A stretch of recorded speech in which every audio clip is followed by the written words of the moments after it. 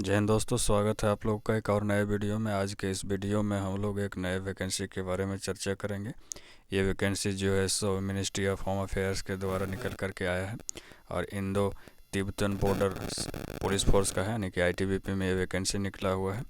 और ये 2 पोस्ट पर निकला हुआ है, हेड कांस्टेबल और कांस्टेबल। 2 पोस्ट का है ये। टेलीकम्युनिकेशन यानी कि रेडियो ऑपरेटर जिसको बोला जाता है, उस पोस्ट पर ही वैकेंसी निकला हुआ है और ये मेल और फीमेल दोनों कैंडिडेट के लिए है। और इसका ऑनलाइन का फॉर्म भराना शुरू हो गया है 1 तारीख से और इसका लास्ट डेट है यहाँ पे आपका 30 नवंबर तक। तो चलिए आज इसके बारे में हम लोग पूरा डिटेल में चर्चा करेंगे कि इसका क्वालिफ़िकेशन क्या रहने वाला है, इसमें पीएचडी और पीएटी का क्या रिक्वायरमेंट है, इसका सिलेबस क्या रहने वाला है, इसमें सैलरी क्या रहने वाला है, उसका मोड ऑफ सिलेक्शन क्या होने वाला है, एग्ज़ाम किस प्रकार से होगा, किस मोड पे होगा, इस सारे तमाम बिंदुओं पे हम लोग चर्चा करेंगे। इससे पहले अगर आप चैनल पर नए हैं तो सब्सक्राइब कीजिए, वीडियो को लाइक कीजिए और बेल आइकन भी प्रेस कर लीजिए, है ना। तो चलिए शुरू करते हैं। मैं इस प्रकार का वीडियो लाते रहता हूँ। चलिए अब देख लेते हैं। जहाँ हम लोगों ने तो देख लिया, अब देखिए ये जो पोस्ट है दोस्तों, 2 पोस्ट में है जैसा कि हम लोगों ने चर्चा किया। Head constable telecommunication radio operator में, कांस्टेबल टेलीकम्युनिकेशन कांस्टेबल टेलीकम्युनिकेशन पर निकला हुआ। तो इसका सैलरी जो है, हेड कांस्टेबल का सैलरी 25,500 से 81,100 रहने वाला है और कांस्टेबल का सैलरी 21,700 से 69,100 रहने वाला है। ये 7th पे कमीशन के अकॉर्डिंग यहाँ पर बताया गया है। उसके अतिरिक्त जितने भी सारे गवर्नमेंट अलाउंसेस होते हैं सारे चीज़ दिए जाएंगे, है ना। जिसमें एचआरए हो गया, आपका रिस्क कवर हो गया, सारा चीज़ दिया जाएगा जो गवर्नमेंट अलाउंसेस दिया जाता है। उसके बाद में चलिए आगे करते हैं। अब आगे बात कर लेते हैं हम लोग एलिजिबिलिटी क्राइटेरिया पे कि एलिजिबिलिटी क्राइटेरिया क्या है, क्या चीज़ मांगा गया है, कितना मांगा गया, क्या एज है। तो देखिए ये जो एज है हेड कांस्टेबल के, पहले बात कर लेते थे। हेड कांस्टेबल का एज होना चाहिए 18 से 25 ईयर और इसका क्वालिफिकेशन होना चाहिए 10+2 पीसीएम के साथ, यानी कि पीसीएम यानी कि फिजिक्स केमिस्ट्री मैथ के साथ में, फिजिक्स केमिस्ट्री और मैथ के साथ में, ये तीनों का जो सब्जेक्ट है और तीनों यानी कि पीसीएम में आपका कम से कम 45% एग्रीगेट होना चाहिए, यानी कि केवल पीसीएम में आपको 45% होना चाहिए। यहाँ पे देखिए दिखा दिया है। और नहीं तो आपका 10th जो है पास होना चाहिए और आईटीआई का डिग्री होना चाहिए, या फिर इलेक्ट्रिकल और कंप्यूटर में, है ना, industrial ITI industrial training institute में आपका सर्टिफिकेट होना चाहिए। किस में? तो इलेक्ट्रॉनिक में होना चाहिए या इलेक्ट्रिकल में होना चाहिए या कंप्यूटर में होना चाहिए, या तो फिर 10th क्लास पास होना चाहिए। और साइंस में पीसीएम में 3 इयर्स डिप्लोमा इन इलेक्ट्रॉनिक और कम्युनिकेशन, ये भी होना चाहिए आपका। अगर ये चीज़ है तो यानी कि इन सारे जो क्वालिफ़िकेशन है इन सारे में से कोई एक होना चाहिए आपके पास। ये हेड कांस्टेबल का था। अब देख लेते हैं यहाँ पे कांस्टेबल के लिए। तो कांस्टेबल का जो है एज होना चाहिए 18 से 23 साल और जो एसेंशियल है, जो बहुत आवश्यक जो है, मैट्रिकुलेशन का सर्टिफिकेट होना चाहिए और जो है डिप्लोमा सर्टिफिकेट या फिर आईटीआई का जो डिग्री होना चाहिए वो मांगा गया है। अब दूसरा बात यहाँ पर एक दे दी दोस्तों, जहाँ पे अभी एज का बात किया गया है, तो एज का रिलैक्सेशन एससी और एसटी कैटेगरी वालों का 5 साल का रिलैक्सेशन है और ओबीसी वालों का 3 साल एज रिलैक्सेशन दिया गया है सारे पोस्ट में, दोनों पोस्ट में, जो हेड कांस्टेबल है और कांस्टेबल, दोनों पोस्टों में एज में छूट दिया गया है। अब चलते हैं दूसरा, अब आगे चलते हैं। अब देखिए पीएचडी क्या होने वाला है, फिजिकल स्टैंडर्ड क्या होने वाला, उस पर हम लोग चर्चा करेंगे।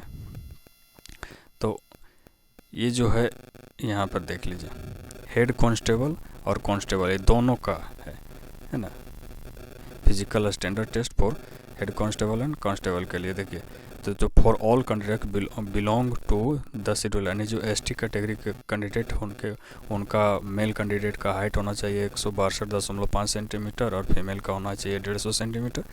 और जो मेल कैंडिडेट है उनका चेस्ट होना चाहिए 76 सेंटीमीटर और एक्सपेंड करके 81 सेंटीमीटर होना चाहिए। उसके बाद में जो नॉर्थ ईस्ट एरिया के जो कैंडिडेट है उनका मिनिमम हाइट 165 सेंटीमीटर होना चाहिए मेल का, और फीमेल का होना चाहिए 155 सेंटीमीटर।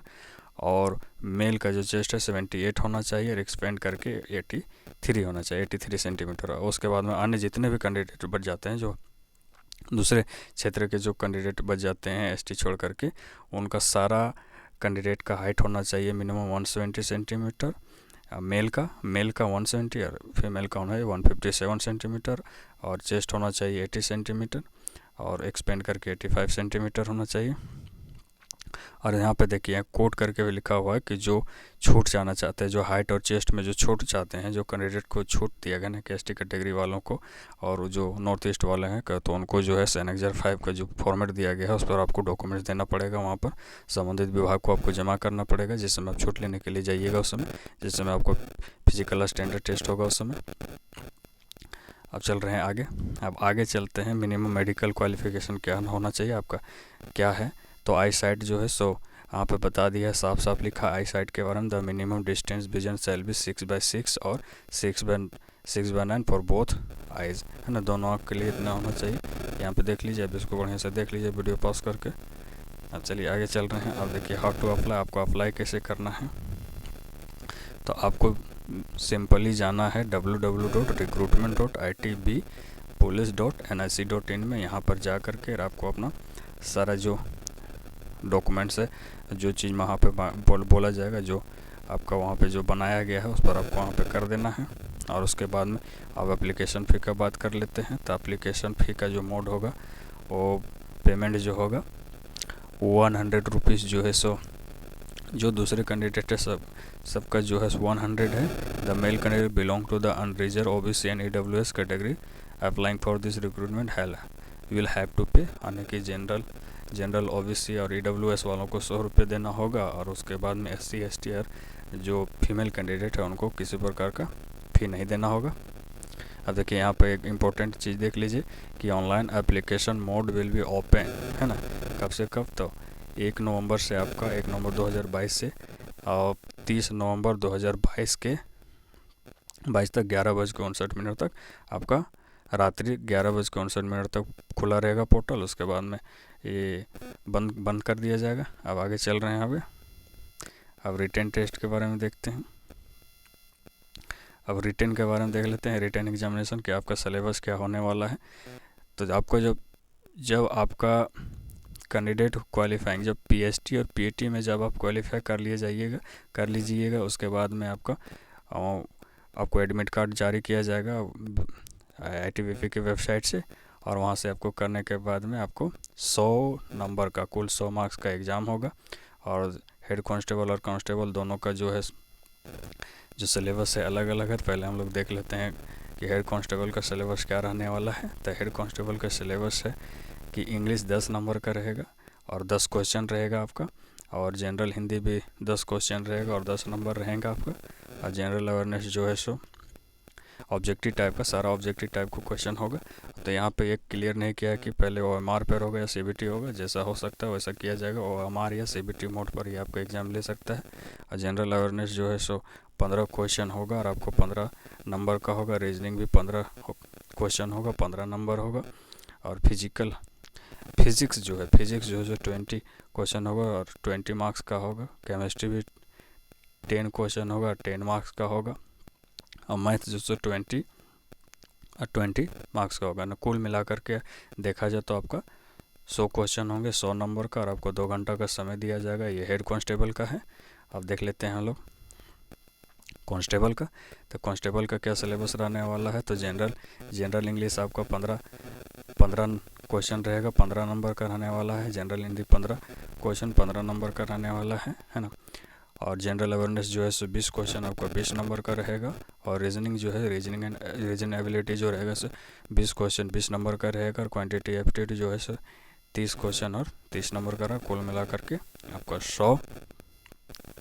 कुल मिलाकर आपका 100 क्वेश्चन रहेगा, 100 नंबर का रहेगा। इसके लिए भी 2 घंटा का समय दिया गया है। और इसके आंसर की भी जो है आपको इसके वेबसाइट पर ही दे दिया जाएगा जब एग्ज़ाम होगा। उसके बाद में आप देख सकते हैं यहाँ पे। और उसके बाद में आप जो कितना मार्क्स कम से कम लाना है, यहाँ पर ये चीज़ बताया गया है कि अनरिजर्व EWS और सर्विस मेन वालों के लिए 35% और SC ST और OBC वालों 33 मिनिमम कट ऑफ रहेगा। इतना कट ऑफ से कम नहीं जा सकता है, इस चीज़ का बात किया गया है। अब चलिए आगे चल लेते हैं। फिजिकल एफिशिएंसी टेस्ट यानी PET यानी कि दौड़ में हाई जंप लॉन्ग जंप कितना मांगा है उसका यहाँ पर विवरण है। तो देख लेते हैं कि देखिए सबसे पहले मेन कैंडिडेट के लिए देख लेते हैं पीईटी, फिजिकल एंड्योरेंस टेस्ट जिसको बोला जाता है, फिजिकल एफिशिएंसी टेस्ट। तो 1.6 किलोमीटर का फॉर मेल कैंडिडेट का देख रहे हैं, तो 1.6 किलोमीटर का रेस होगा जो आपको 7.5 मिनट में कंप्लीट करना है। 11 फीट का लॉन्ग जंप रहेगा, आपको 3 चांस दिया जाएगा, और 3.5 3:1/2 फीट का हाई जंप है, यानी कि 3.5 फीट का आपका हाई जंप है जो आपको 3 चांस दिया जाएगा वहाँ पर। अब देखिए फीमेल कैंडिडेट के लिए देख लेते हैं, तो फीमेल कैंडिडेट का 800 मीटर का रेस रहेगा जो आपको 4 मिनट 45 सेकेंड में कंप्लीट करना होगा। और फीमेल कैंडिडेट वालों का 9 फीट का लॉन्ग जंप रहेगा जो आपको 3 चांस में पूरा करना होगा, और 3 फीट का हाई जंप रहेगा जो आपको 3 चांस तो वहाँ दिया जाएगा। देखिए जो पीईटी जो है, पीईटी केवल क्वालिफाइंग नेचर का है ना। No marks will awarded for the test and PET shall be qualified in nature. इसका किसी प्रकार से मेरिट में कोई नंबर नहीं जुड़ेगा, ये क्वालिफाइंग नेचर का है। अब देख लीजिए ये क्वालिफाइंग नेचर का है, बिल्कुल क्वालिफाइंग नेचर का है दोस्तों। अब आगे चलते हैं, और यही है। अब आपने सारा चीज़ आप देख लिया, यही था, और बस अब यही था दोस्तों, पूरा आप लोगों ने डिटेल वीडियो हमने बता दिया है। चलिए, अब वीडियो अच्छा लगा हो तो लाइक कीजिए, शेयर कीजिए, चैनल को सब्सक्राइब कीजिए। जय हिंद, जय भारत।